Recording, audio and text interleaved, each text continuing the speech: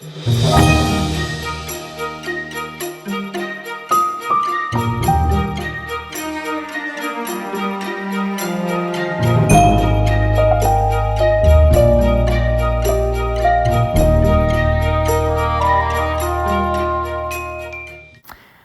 welcome to the second floor, which is also an area that as a guest you probably wouldn't have seen in the Bell's time. So after climbing all of these stairs this afternoon, you get up here and this might be as much as you'd see in the Bell's time. You might get to the upper hall, but the bedrooms were certainly not an area that guests were allowed to see either. They were almost considered private chambers at the time, unless of course you were an overnight guest. And that was a whole different story, as it were. The upper hall of the house was almost a room in and of itself. And you'll see with the two French windows at either end, plenty of light up here. So this was a favorite spot for Eliza to work on her painting and sketching. Probably more so in the summer when she could have these windows open and get a tremendous cross breeze off the Grand River from the back of the house forward. There are 4 bedrooms on this floor, but at this point in time, one of them is under restoration.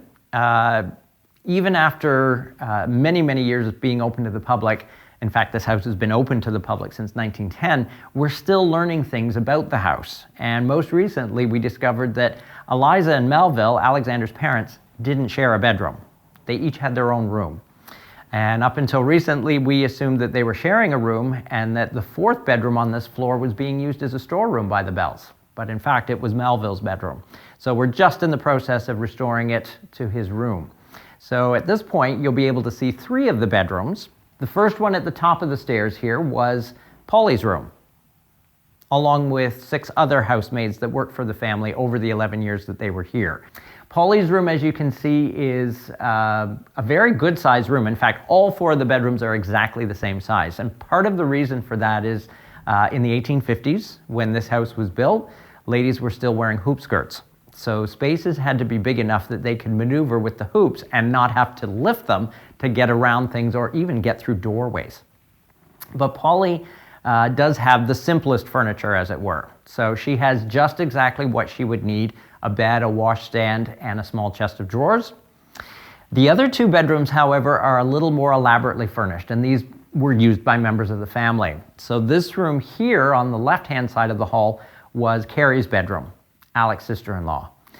But you'll see that Carrie's room is, again, a little more elaborately decorated. She does have nicer furnishings and probably brought some of the pieces that you see in the room with her from England from her own household. She and Melly did live in Scotland on their own for a while, so she, of course, would have some of her own things that she brought with her. The last bedroom was Eliza's room. Now, again, we did think that this was Melville and Eliza's room originally, but now we know that he had his own room. The upper floor of this house relied on a stovepipe that came up through the floor from the main floor down below. The stovepipe would have connected into this chimney breast here, and it would have radiated a bit of heat here in the hallway, but not much in the bedrooms. And during one winter that they were here, Eliza wrote to Alec from Brantford that the wash basins on their washstands, in fact, had frozen over in the night. It got that cold up here. One of the unique features of this house are the built-in clothes closets in the 4 bedrooms. So in building his home, Mr. Morton probably didn't realize that clothes closets in Ontario homes of that period were rare because you paid property taxes for them. Most homes of this period, you won't see closets in the bedrooms. People were using wardrobes and chests of drawers, pieces of furniture that were movable, because closets had a door, and as such, they were considered rooms. So when it came to the assessment of this house for taxes, there were not 4 rooms on this floor, there were 8. So as such, both the Bells and the Mortons would have been paying more property tax because of the 4 clothes closets in these rooms. Now, the one bedroom you haven't seen yet is Alec's bedroom. It is on the main floor, and we're going to head back down there next. But before we go into his room, we're actually going to check out the drawing room, the more formal room of the house where entertaining was done. So let's head back downstairs. So welcome to the drawing room. This is the more formal room of the house where the Bells entertained, where they celebrated birthdays and Christmas and other family gatherings. And in many homes, this is where you might host a wedding or a funeral as well if it wasn't meant to be a church service. The drawing room is very much the good living room of the house. And in modern homes, we don't tend to see this so often today because our homes are more open concept. But in Victorian times and well into the 20th century, you usually had a good living room, or in this case, a drawing room.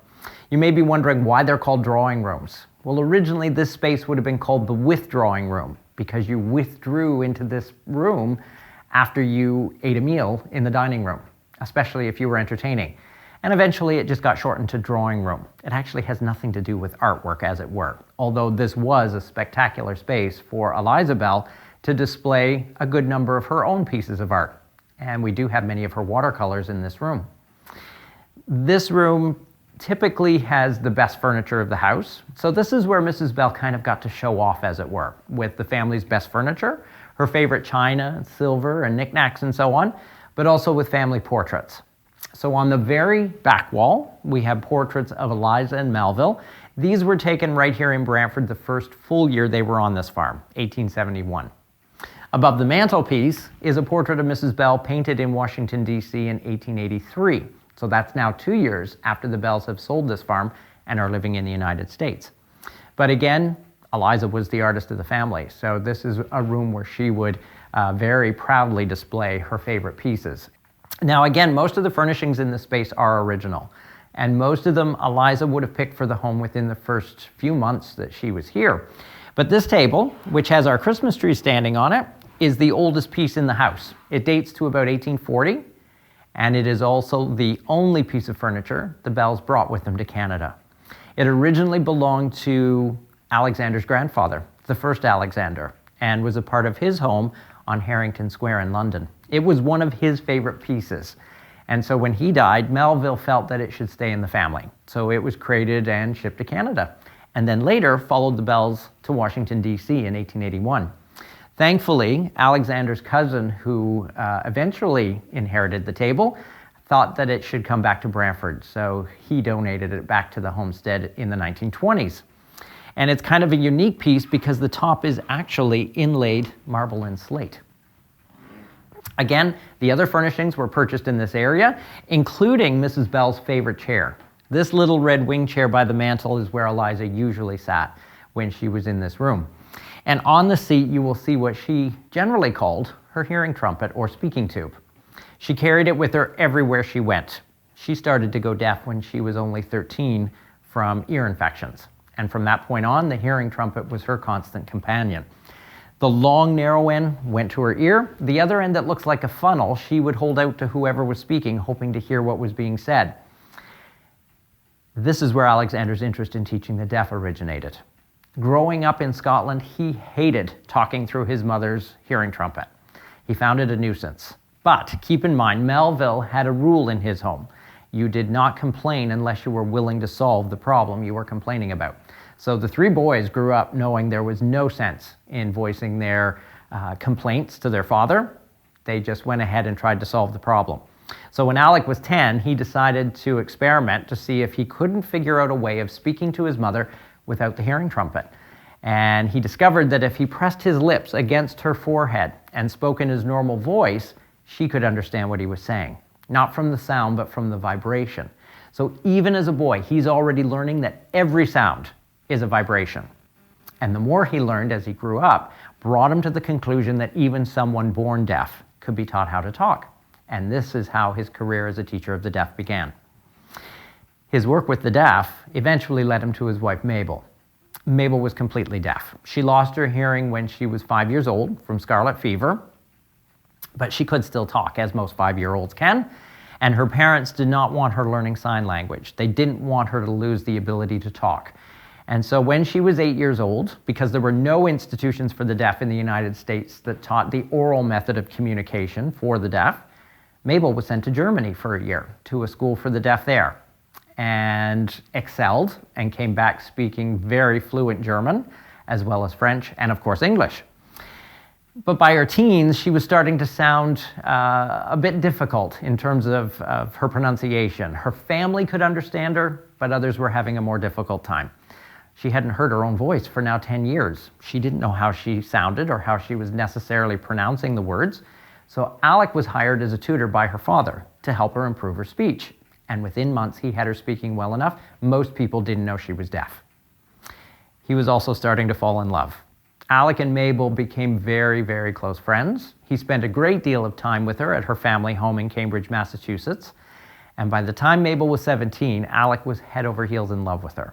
They married at her family home in Cambridge in July of 1877, but spent the first 2 weeks of their honeymoon here on the farm with his parents so that they could meet their new daughter-in-law. And on their way up from Boston, Alec and Mabel made a stop in Niagara Falls and had the photographs on the mantelpiece taken, so they are their honeymoon portraits. And despite the fact she was deaf, and again, Alec was very eccentric, they had a pretty normal marriage. If ever they disagreed, Mabel usually won the arguments because she could have her say and then turn her back so she couldn't read his lips anymore. Now from here, we are going to go down into what we often call the east wing of the house, and this is completely added by the Bells. So you're going to head down into the conservatory, and I will meet you down there in just a moment. So this room here was likely the last addition the Bell family made to this house. The conservatory, or greenhouse, was added for Alec's father, Melville. Melville loved gardening. Horticulture was one of his passions, and so this room, being on the south side of the house, was a great spot for all sorts of different plants that he kept growing year-round. But now we'll head into the bathroom that Alec added to this house for his parents. So originally we believe this room was probably a storeroom, a room for suitcases and perhaps some extra furniture, things like that. But Alec decided his family needed a bathroom. Perhaps bathing in the kitchen was just not to his liking once a week. So he put in a tub, a cistern or water tank to collect rainwater off the roof, and then plumbing that would take the water down to the root cellar to a boiler to heat the water. So down below was a wood-fired boiler, and on Friday night, again bath night, someone would go down to that cellar, hand pump the hot water back up through these pipes to the holding tank, and then it was gravity fed down to the tub when you turned on the taps. Now, one of the more modern additions to this bathroom, which Alec included, was a shower. And many people come through the museum looking at this shower head going, oh look, it's one of the rain showers that are all in fashion now. But keep in mind, the water pressure coming from this tank was pretty low. So chances are the water just trickled out.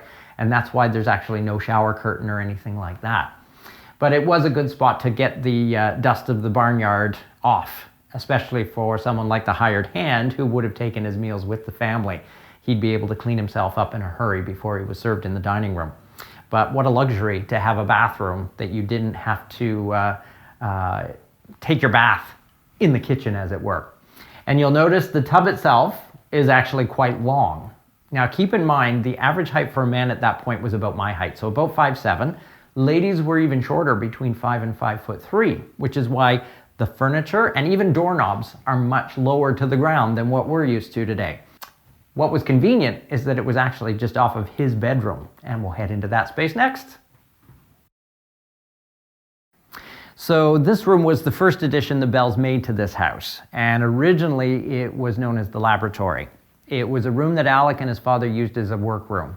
And in their day, the back window here behind me was a door. This room had its own entrance, so you could go right out into the orchard at the back of the farm, and then if you so desired, you could continue down the slope to the Grand River to that area that Alec used to call his dreaming place, which again is where he'd often spend his afternoon time dinner in the summer.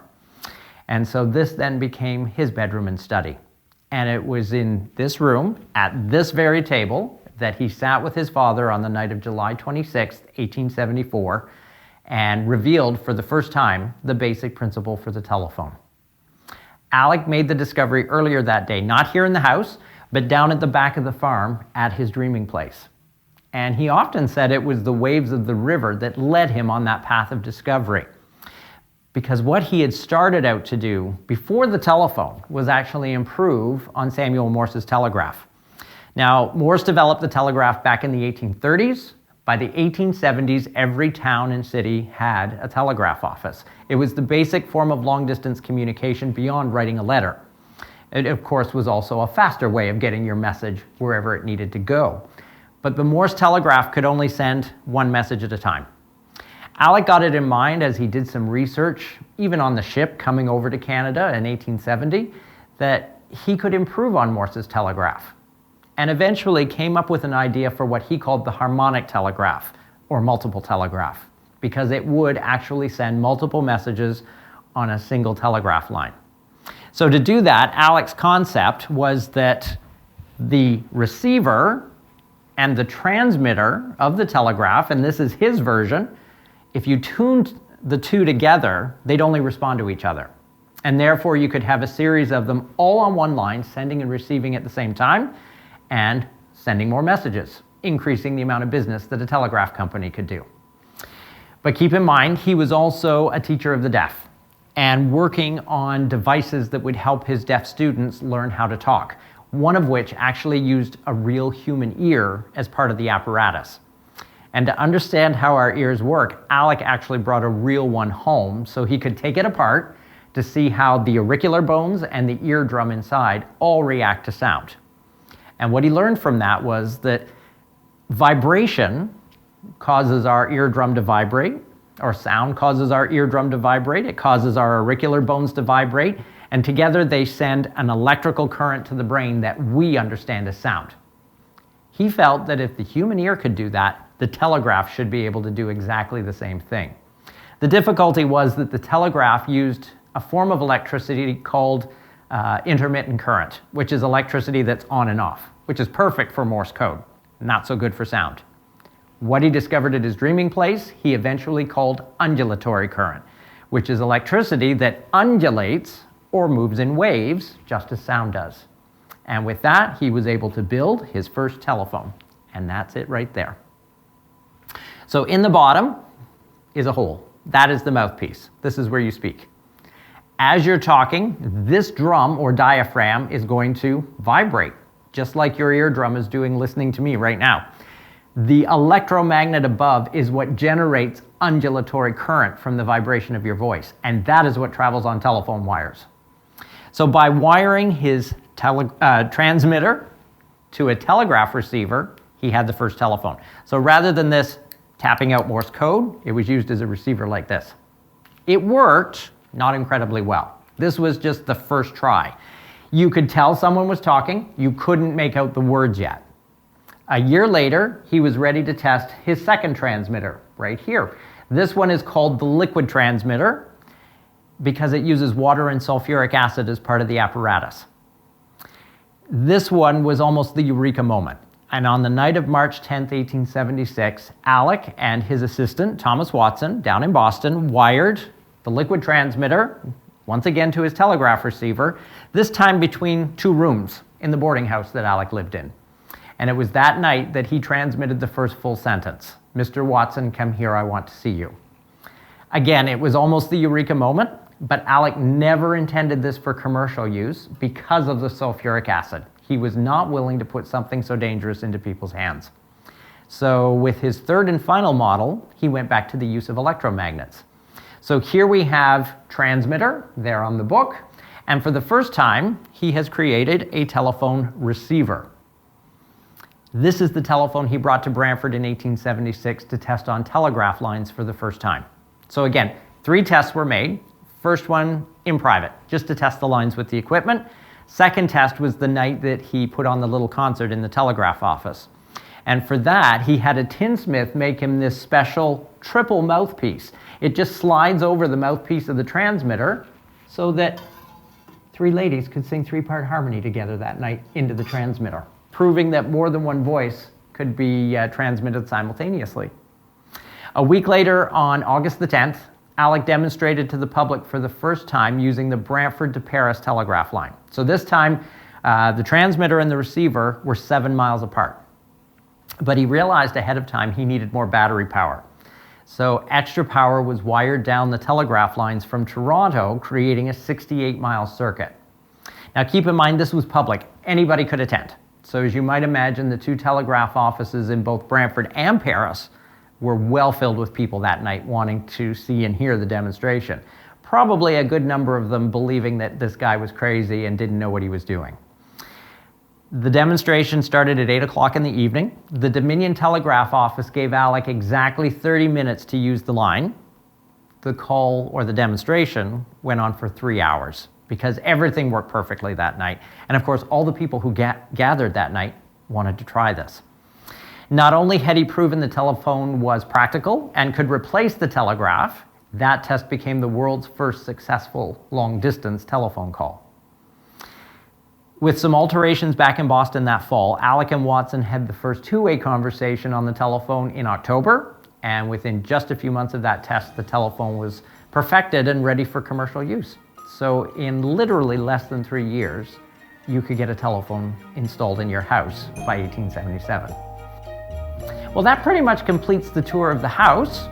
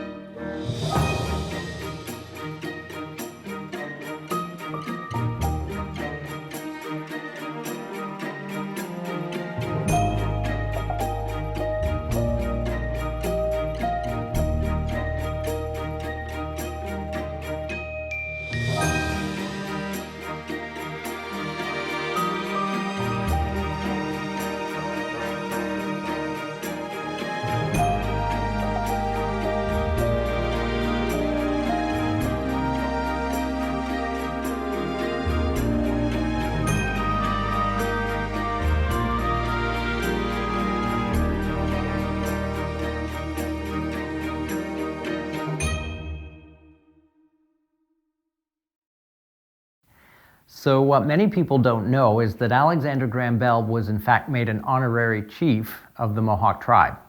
And the reason for that is he was the first person to ever translate an indigenous language into another language. In this case, he translated it into visible speech, his father's phonetic alphabet. And because of that, Chief Johnson was so thankful and so impressed, he made Alec an honorary chief. And in this photograph we have here, Alec is pictured with his cousin, Frances Simons. She came for a visit from Australia with her father, Eliza's brother, in 1876. And by this point, the Bells and the Johnsons were very close friends. And so Alec took his cousin out to meet the Johnson family at Chiefswood, along with their daughter, Emily Pauline Johnson, the poetess. And for this, Chief Johnson allowed Alec to wear his ceremonial outfit. Frances was given some articles of clothing, probably from Pauline and her sisters, and they were able to have this portrait taken. So Alec is actually wearing Chief Henry Martin Johnson's ceremonial native Mohawk outfit.